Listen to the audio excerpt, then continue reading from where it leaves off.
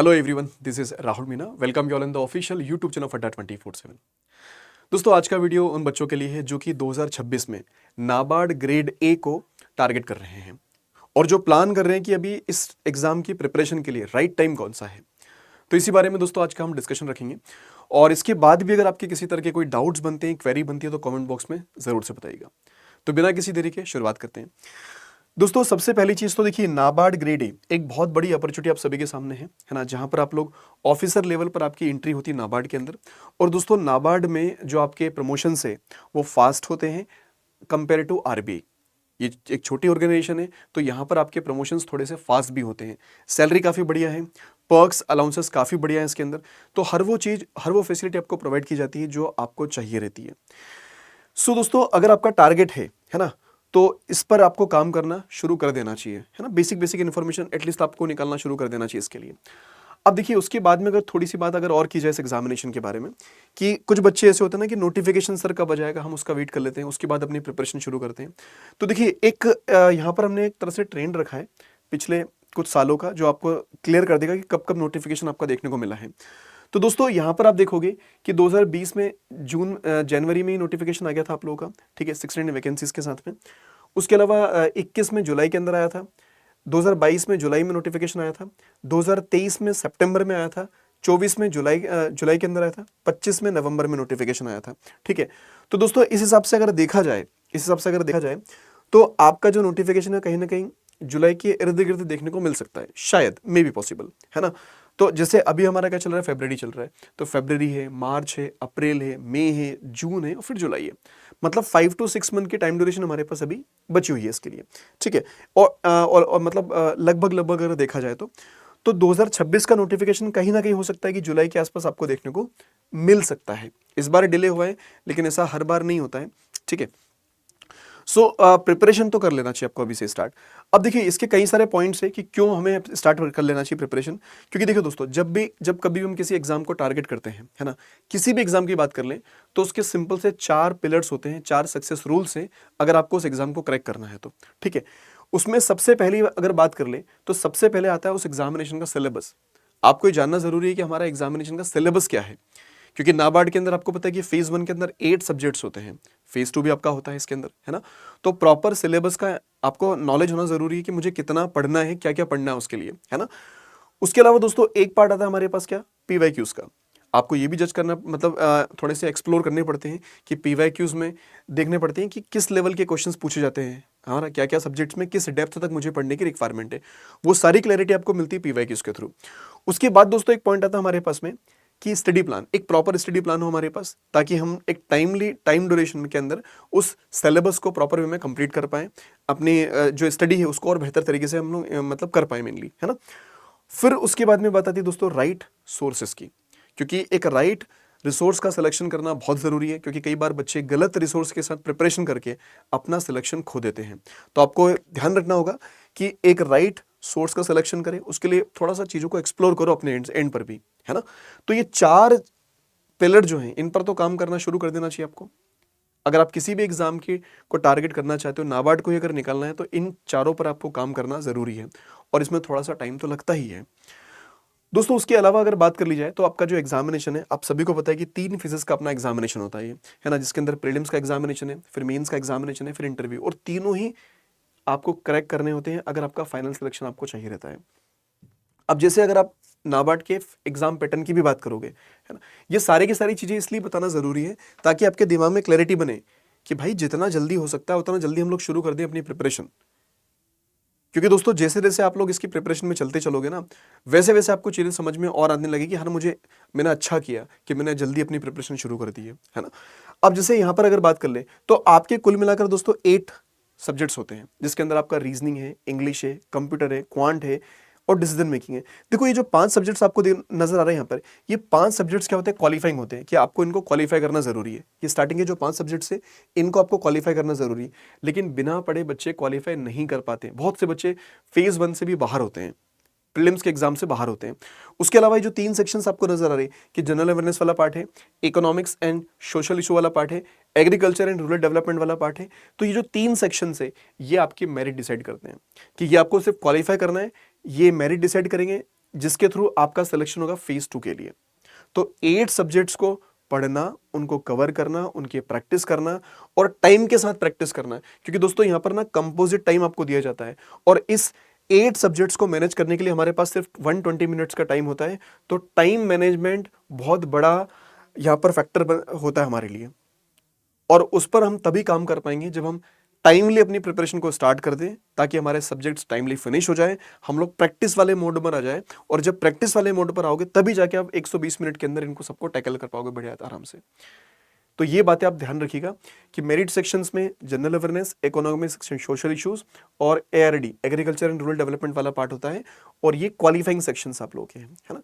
तो जो आप लोग मेंस के लिए जाते हैं तो उसके लिए आपके सिर्फ मार्क्स जो मेरिट सेक्शन के देखे जाते हैं, लेकिन जो आपके क्वालिफाइंग सेक्शन से उनको क्वालिफाई करना जरूरी है, मस्ट है। उसके अलावा दोस्तों अगर बात कर ले तो भाई आपका जो मेंस का एग्जामिनेशन होता है, मेंस का एग्जामिनेशन दोस्तों है, तो मेंस के एग्जामिनेशन में अगर आप बात करेंगे तो ये जनरलिस्ट के लिए, स्पेशलिस्ट के लिए, जिसमें पेपर 1 आपका ऑनलाइन डिस्क्रिप्टिव का होता है, इंग्लिश का। उसके अलावा पेपर 2 जो है आप लोगों का, ये स्ट्रीम स्पेसिफिक, जिस स्ट्रीम से आप लोग बिलोंग करते हो, तो यहाँ पर ऑब्जेक्टिव प्लस डिस्क्रिप्टिव दोनों ही रहते हैं, है ना। तो आपको डिस्क्रिप्टिव के लिए भी पढ़ाई करनी है अपनी, ऑब्जेक्टिव के साथ साथ। और डिस्क्रिप्टिव राइटिंग दोस्तों होती है पेन पेपर मोड पे नहीं होती, वो टाइपिंग वाले पार्ट में होती है। तो टाइपिंग में हमें अपनी ग्रामेटिकल एरर्स नहीं करनी है, स्पेलिंग मिस्टेक्स नहीं करनी है, स्पीड प्रॉपर आना चाहिए हमारे पास, करेक्शंस हमें बार बार नहीं करने हैं उसके अंदर। तो इसके लिए स्पीड की रिक्वायरमेंट होती है और हमें प्रैक्टिस की रिक्वायरमेंट होती है। और अगर हम प्रैक्टिस नहीं करेंगे तो हम फेस 2 क्वालिफाई नहीं कर पाएंगे बेसिकली, है ना। तो जितनी जल्दी हो सके उतनी जल्दी अपन प्रिपरेशन शुरू कर दें, यही कहने का मतलब है हमारा बार बार। और उसके अलावा दोस्तों होता है आपका क्या, आपका इंटरव्यू भी रहता है और फिजियोमेट्रिक टेस्ट भी होता है। तो इंटरव्यू के लिए भी आपको पहले से प्रिपेयर करना शुरू कर देना चाहिए, क्योंकि एकदम से कुछ भी चीज़ें प्रिपेयर नहीं होती दोस्तों। आपको एक टाइम चाहिए रहता है हर चीज़ के लिए। कोई भी चीज़ की प्रिपरेशन करो, टाइम ज़रूरी है, अपने आपको टाइम देना पड़ता है थोड़ा सा। और इंटरव्यू भी इसी प्रोसेस नहीं है कि 10-15 दिन के अंदर आप क्रैक कर जाओगे उसको। उसके लिए भी आपको पहले से अपने आप को प्रिपेयर करना पड़ेगा। क्लियर है। तो ये सारे फैक्टर्स बताने का रीज़न एक ही था कि आपको ये समझ में आ जाए कि भाई मैं जितनी जल्दी अपनी प्रिपरेशन शुरू कर दूंगा ना, उतना ज़्यादा बेटर होगा। मैं भीड़ से थोड़ा अलग निकल जाऊंगा, थोड़ा आगे बढ़ जाऊंगा बेसिकली, क्योंकि बहुत सारे बच्चे पहले से दोस्तों आगे निकल चुके हैं, मतलब आगे हैं वो लोग। और कई सारे लोग, क्योंकि देखो कंपटीशन हर जगह पर है। इस एग्जामिनेशन के अंदर भी क्या होता है, बहुत से बच्चे ऐसे हैं जो पिछले साल क्वालिफाई नहीं हुए थे किसी भी स्टेज में, वो इस बार अपीयर्ड वापस से होंगे। बहुत सारे बच्चे ऐसे होते हैं जो अदर एग्जाम्स के लिए प्रिपेयर करते हैं, वो भी इसमें आते हैं, क्योंकि हर किसी को एक अच्छी जॉब चाहिए रहती है। अगर जो बंदा किसी एक लेवल पे है लेकिन उसको अपना लेवल अप करना है, तो वो उसके लिए प्रयास करता रहता है ना। तो ये ध्यान रखना हम लोगों को।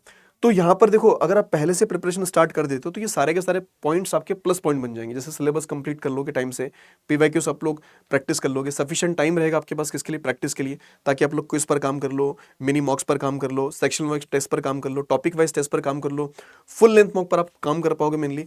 और फुल लेंथ मॉक पर जब काम कर पाओगे तो अपनी गलतियां पहचानना शुरू कर दोगे, क्योंकि मॉक टेस्ट लगाने के बाद उसका एनालिसिस भी करना जरूरी होता है। आपके पास सफिशिएंट टाइम होगा कि आप मल्टीपल टाइम्स क्या कर पाओ, रिविजन कर पाओ।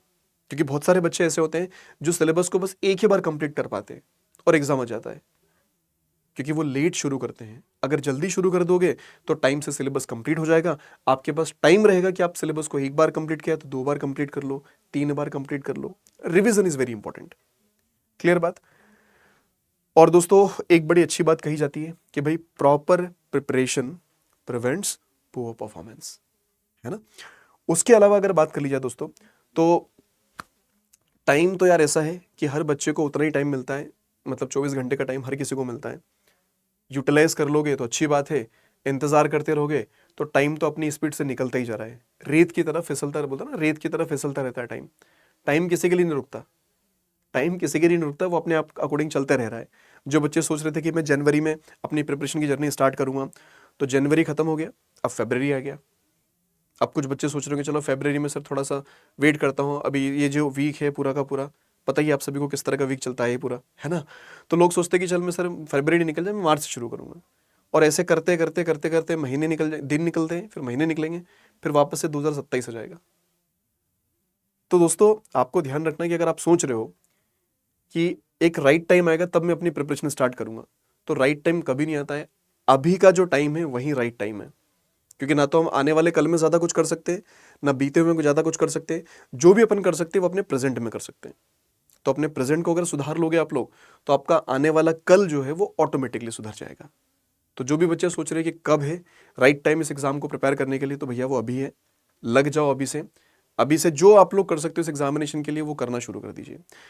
और दोस्तों, अगर आप लोग अड्डा 24/7 के साथ जुड़कर अपनी प्रिपरेशन की जर्नी स्टार्ट करना चाहो, तो नाबार्ड ग्रेड ए का मिशन बैच जो है आपका, ये 6 फरवरी से स्टार्ट हो रहा है, जिसके अंदर हर एक सब्जेक्ट्स के लिए आपको इंडिविजुअल फैकल्टीज दिख जाएगी। सारी की सारी फैकल्टीज को आप जानते भी होंगे। नहीं जानते हैं तो इनकी क्लासेस आपको यूट्यूब पर मिल जाएगी। इनकी सभी फैकल्टीज की क्लासेस देखिए आप लोग, इनका पढ़ाने का तरीका देखिए, आपको चीज़ें समझ में आ रही है या फिर नहीं आ रही है, और उसके बाद में आप लोग क्या करें, इस कोर्स में एनरोल कर सकते हैं।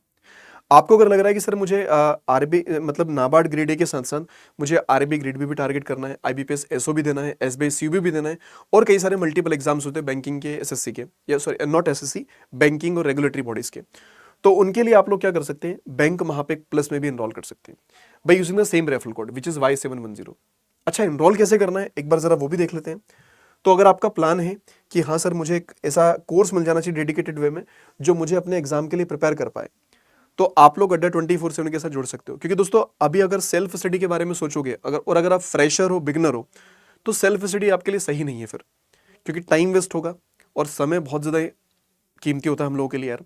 तो अगर आप अड्डा 24/7 के साथ जुड़ना चाहो, तो आप लोग को जाना सबसे पहले अड्डा 24/7 की वेबसाइट पर, फर्स्ट लिंक पर क्लिक करिए आप लोग। ये जो इंटरफेस दिख रहा है, आपको ऑल कोर्सेज में जाना है, लेफ्ट हैंड साइड को स्क्रॉल डाउन करके रेगुलेटरी बॉडीज नेसो पर जाइएगा। यहां पे दोस्तों आपको नाबार्ड पर जाना है, तो ये रहा नाबार्ड। तो नाबार्ड का जो बैच है आप लोगों का, कि मिशन नाबार्ड जो मिशन 2026 बैच जो है आपका, ये कंप्लीट बैच है ना, तो आप इसमें एनरोल कर सकते हैं इस तरह से क्लिक करके, और यहां पर लगाना है बाय नाउ पर एक रेफरल कोड, कूपन कोड। तो कूपन कोड जो होना चाहिए दोस्तों, ये Y710, एक कूपन कोड है Y710, इसको यूज कर सकते हैं आप लोग और अप्लाई कर दीजिएगा। तो जैसे अप्लाई करेंगे, काफी कम प्राइसिंग के साथ ये बैच आपको मिल जाएगा, है ना। इसकी प्राइसिंग दोस्तों और भी कम होगी, कि अगर आप लोग इसको इस रेफरल कोड के साथ एप्लीकेशन ऐप से अगर परचेस करेंगे, तो Y710 है, जिसे यूज कर सकते हैं आप लोग, है ना, ज्यादा डिस्काउंट के लिए। और अगर आपको मल्टीपल एग्जाम्स कवर करने हैं, तो आपको जाना चाहिए फिर बैंक महापेक प्लस के लिए।